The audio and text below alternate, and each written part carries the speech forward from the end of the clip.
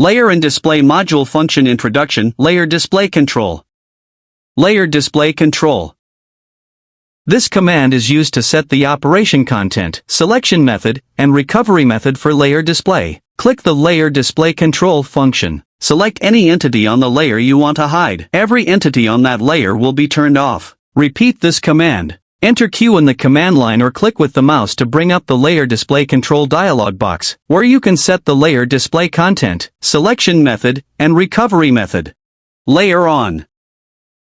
This command is used to control the display of the selected layers. Click the Layer On function. Select to keep the entities on the display layer. After pressing Enter, all other layers except the selected ones will be turned off. By clicking this command again without selecting any entities and pressing Enter directly, all layers will be turned back on.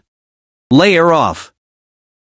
This command is used to turn off the selected layers, except for the current layer. Click the Layer Off function. Select to close the entities on the layer. After pressing Enter, the layer will be turned off. By clicking this command again without making any selection and pressing Enter directly, all layers will be turned back on.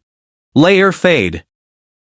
This command is used to dim the specified layer colors. Click the Layer Fade function. Select Fade the entity on the layer. After pressing Enter, the entities on that layer will be dimmed. By clicking this command again without making any selection and pressing Enter directly, the colors of the dimmed layers will be restored. Fade Others. This command is used to retain the color of the specified layer while dimming the colors of all other layers. Click the Fade Others function. Select Don't fade the entity on the layer. After pressing Enter, the entities on all other layers will be dimmed. By clicking this command again without making any selection and pressing Enter directly, the colors of the dimmed layers will be restored. Hide Entity.